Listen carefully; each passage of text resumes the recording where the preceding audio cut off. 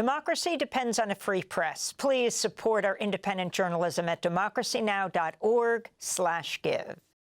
This is Democracy Now!, democracynow.org, the War and Peace Report. I'm Amy Goodman. An emergency rally is being held in New York today after ICE agents detained a leader of the Gaza Solidarity encampment at Columbia University. Mahmoud Khalil is an Algerian citizen of Palestinian descent who's a green card holder and a lawful permanent resident of the United States. He's married to a U.S. citizen. His wife is 8 months pregnant. Immigration officials told Khalil's lawyer his green card is being revoked.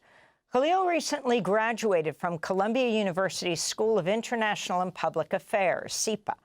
His whereabouts are unknown, though there are reports he might be in Louisiana. In a statement, his lawyer, Amy Greer, said, quote, ICE's arrest and detention of Mahmoud follows the U.S. government's open repression of student activism and political speech, specifically targeting students at Columbia University for criticism of Israel's assault on Gaza. The U.S. government has made clear they will use immigration enforcement as a tool to suppress that speech, unquote. Mahmoud Khalil was a key organizer of the Columbia encampment. This is Mahmoud speaking on campus in April. This encampment is a minor inconvenience compared to the generational shaping events taking place now in Gaza.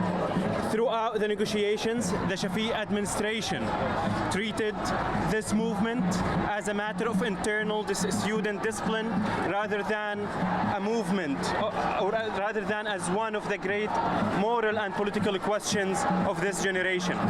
Columbia's short-sighted political decision making today in the face of a genocide that has stolen the lives of over 34,000 human beings, women, men, babies in Gaza, that has destroyed lineages and heritage sites and universities, will be a stain on its legacy forever.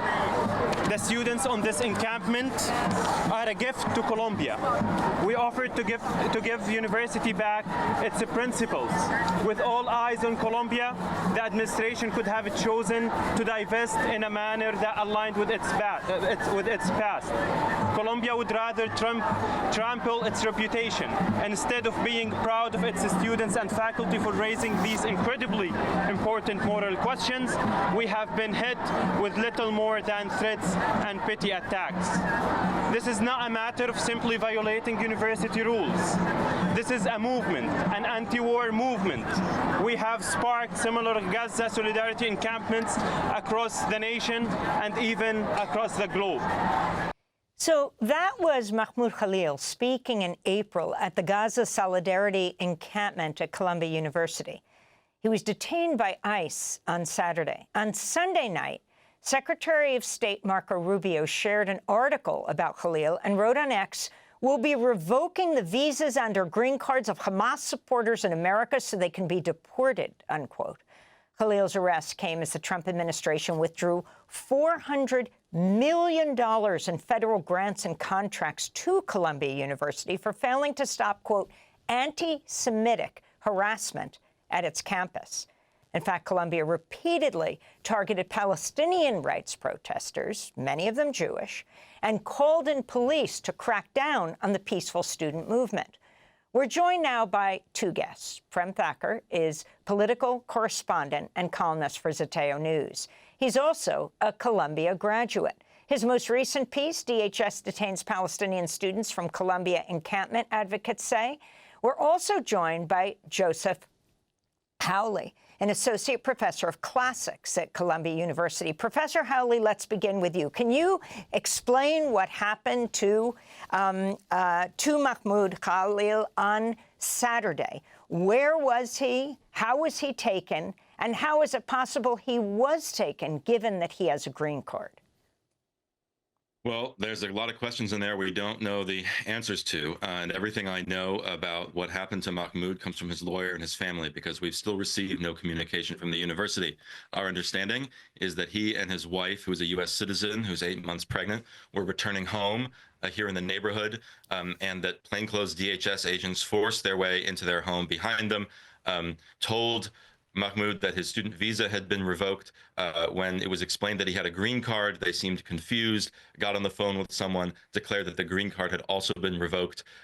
Mahmoud's lawyer got on the phone with them, demanded to see the warrant, and they hung up and they took him off.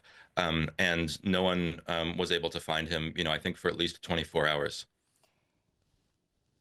And can you talk about what people's response is right now? Staff, students around Colombia, how people are organizing? Well, this is something that I think is very frightening for a lot of members of our community. I have colleagues and students, messaging me since yesterday, asking about whether it's safe to be on campus, asking about canceling classes or taking classes remote because they don't know how safe it is to be on or around campus with ICE agents prowling the neighborhood. And, we have a lot of members of our community who are on student visas. We have a lot of members of our community who are permanent residents. And so I think people are wondering now, how is it safe to be here on campus? And can you talk about the atmosphere on campus? Well, campus has been under a security lockdown since last April, since before the first Gaza Solidarity encampment went up. So walking into campus this morning, things were very quiet, but they're always very quiet now. They've been quiet for months and months. It feels like we're under, a heavy security regimen. What are you calling for? And can you talk about your criticism of the Columbia campus around the issue of the pro-Palestinian protests that took place all last year, how Columbia dealt with it? Ultimately, you have the president, Mahmoud Shafiq, leaving. The president had called in police over and over again. Sure. Look, for the last year, a number of my colleagues and I have been trying to make the point to university leadership, to our colleagues, that these attacks on the Palestine Solidarity movement as somehow inherently anti-Semitic, or the idea that the presence of the Solidarity movement poses a threat to all Jewish students on campus, are very dangerous lies and bad faith attacks on higher education that we really should be engaging with as threats rather than as sincere complaints. So we wrote a letter to former President Shafiq last spring that we published. We've written a few other letters and statements since then. And the point is really this. We know that the political right in this country hates higher education and wants to destroy it or remake it in its own image. We've seen this in the public education system in places like Florida and North Carolina. And it's been very clear to anyone who's watching since last spring that this issue is being used as a wedge. But now what we can see is that everyone who spent the year pointing to anyone with a keffiyeh and yelling Hamas, pointing to anyone with a Palestinian flag and calling them a terrorist, everyone who spent the last year going on the public record and saying that Colombia has some sort of uniform, cultural, widespread problem with anti-Semitism, has been, loading the gun for the Trump administration to do what they always wanted to do, which is cripple major institutions of learning in this country. Professor Hawley, Professor Hawley, if you could talk about the criticism that what's going on campus is anti-Semitic. In fact, are you yourself Jewish?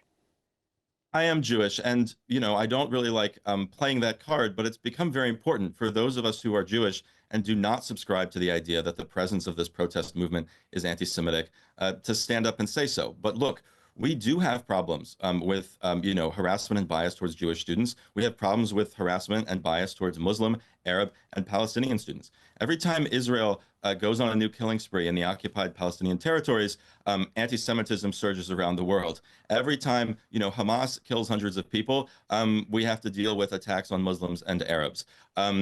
We have a widespread climate problem here because this is an international campus. But, using the ADL's playbook under the guise of protecting Jewish students to suppress the protest movement has not been making anyone safer. Can you talk about what has happened now and if you believe other students have been taken by ICE? We don't have a lot of information about this. My understanding is that on Friday, not long after the federal government announced the funding freeze, that ICE agents tried to gain access to another student residence. We don't know yet or I don't know yet if anyone else has been detained at this point. But I've been hearing from students in the last 24 hours that there are rumors or reports of more ICE activity in the neighborhood today. And we haven't gotten anything from the university administration about any of this, except to say that Columbia follows the law. And your response to this happening at the same time, your university, Columbia, now the federal government is cutting off $400 million to the university. We just had a segment on the attack on science. We're talking about across the board in Columbia, right? Basic scientific research and beyond. Yeah. It's going to be devastating. I mean, it's, experiments are going to languish. People are going to lose their jobs. Labs are going to get shut down. And of course, it's not just about the war on science. It's about the war on higher education. But I think the crucial thing to pay attention to here is that the cover that the White House is using for this is this claim that Columbia has done nothing to address this rampant climate of anti-Semitism. I've already told you I would dispute that characterization of the climate on campus. But it's also clear that the university has done a great deal about this. We have, a large new Office of Inclusion and Equity that's been investigating every conceivable complaint of anti-Semitism, including some that seem really kind of spurious or excessive. I think it's outrageous that we should be taking lectures from a White House on anti-Semitism, a White House that's probably the most anti-Semitic administration in American history. And I think it's preposterous that we as an institution should try to bargain or engage in good faith on the question of anti-Semitism with, neo-Nazis and segregationists and great replacement theorists. Like, I'm old enough to remember when Donald Trump supporters marched through the campus of the University of Virginia chanting, "Jews will not replace us." I'm old enough to remember when the Republican Party's xenophobic propaganda about migrants convinced someone to shoot up the Tree of Life synagogue in Pittsburgh. This is not a political movement that cares about keeping Jews or anyone else safe. This is a political movement that is willing to instrumentalize the fear and confusion of Jews to crush any kind of dissent in this country and to break higher education. Can you also talk about Columbia and Barnard expelling student protesters? The Nation magazine recently noted, according to the group Columbia University Apartheid Divest, the last expulsion for nonviolent political protest at the school was in 1936, when Robert Burke was expelled for rallying against Columbia's ties to Nazism. Yeah, so Barnard had recently expelled 2 students only a couple of weeks after they allegedly participated in a classroom disruption here on Columbia's campus. And I think it's pretty clear to everyone that expulsion is an incredibly drastic response to any kind of infraction here, especially one that amounts to, a speech violation. My colleagues at Barnard tell me this expulsion was done without anything like due process, that the disciplinary process and oversight by faculty over there is really in shambles. I think the important thing to remember here is that these are institutions of learning.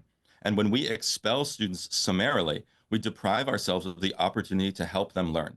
So I don't know what anyone thinks expelling students is going to achieve except appeasing the right-wingers in D.C. But I think we can see that there's actually no amount of discipline or suppression that will appease them, because they don't really care about anti-Semitism or keeping Jews safe. All they care about is crushing dissent. And do you think this is just about the pro-Palestinian protests? I mean, as we move forward, the message being sent around protests on campus, Professor?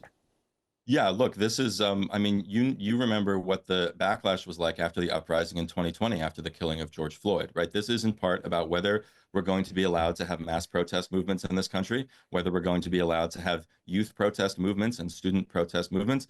And my colleagues and I have been saying for a year now that one reason we need to stand up better to bad faith lies about the Palestine solidarity movement is that this is about establishing a precedent for imposing speech codes on higher education and on American society generally. So right now it's Palestine. Next, it's going to be race or gender or trans rights or climate.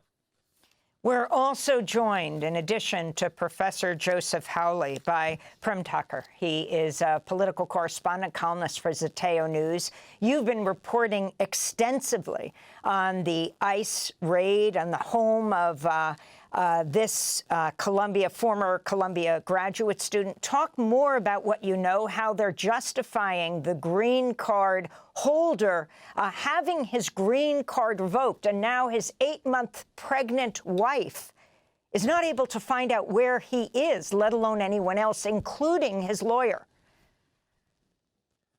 Thank you, Amy, and thank you, Professor. Yes, I think one thing that's really worth underscoring here is just how clumsy and haphazard this attempt by the administration has been to detain Mahmoud and to subsequently revoke his green card.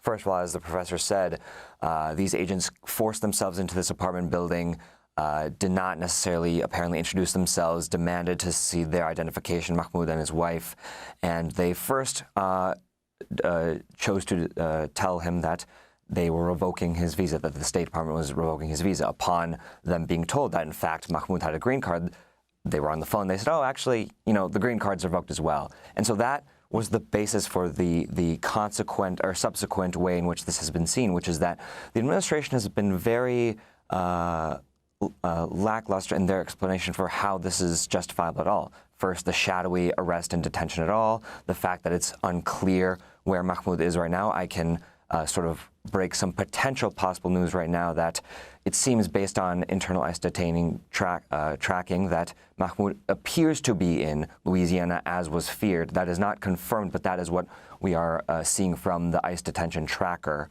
which can sometimes be delayed or lagged. But that is something to keep in mind, that Mahmoud, who was detained in New York City, is 36 hours later already possibly in Louisiana.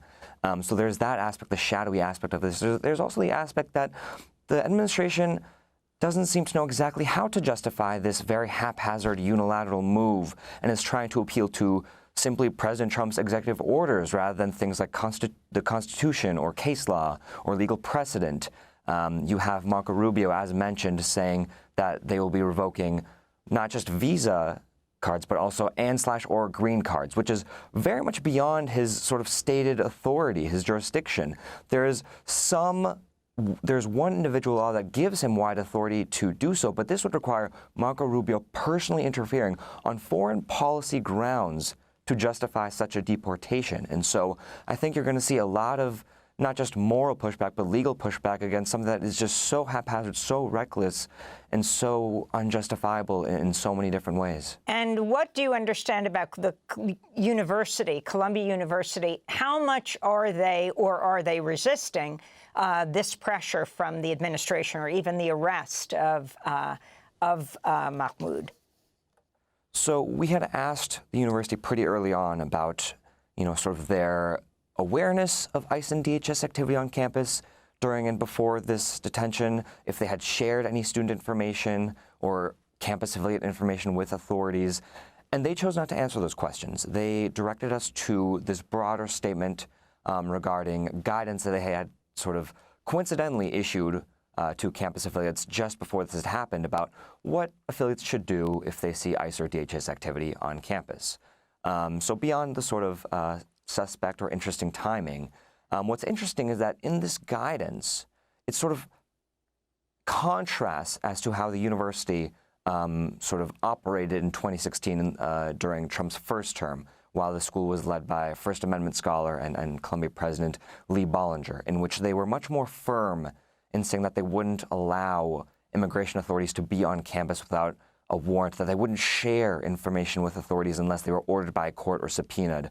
Whereas in this new guidance, they sort of have this more open tolerance or idea to the idea that DHS or ICE agents might need to access buildings even without a warrant, and that campus affiliates, quote, should not interfere if that's the case under sort of exigent circumstances, as the school calls them. And so there's already this sort of shifting in rhetoric from Trump in his first term to Trump in his second term from the Columbia's point of view. And you can see that manifesting in what we've seen this weekend, and as the professor has said, with reports of more ICE and DHS presence even up to today. And Prem Tucker, the firing of, the forcing out of the professor, law professor, Catherine Franke, we just have 30 seconds.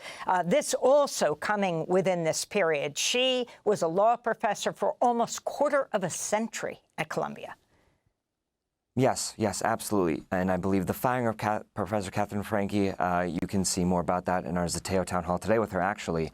She is amongst an array of sort of victims, people caught up in the crossfire of being targeted, as Professor Hawley said, for this right-wing attack on academic freedom, on institutions, on free speech, on the ability for professors to advocate for their students to express their own free speech rights, to speak out against war, to speak out on behalf of Palestinians. And this is only a sort of broader sort of warning sign of what's to come if there is not an organized, coherent opposition We're going to have to leave it there. Prem Tucker, I want to thank you so much for being with us. Political correspondent, columnist for Zateo. We'll link to your articles. And Professor Hawley, thanks so much for joining us. Democracy Now! Is funded by viewers like you. Please give today at democracynow.org/give.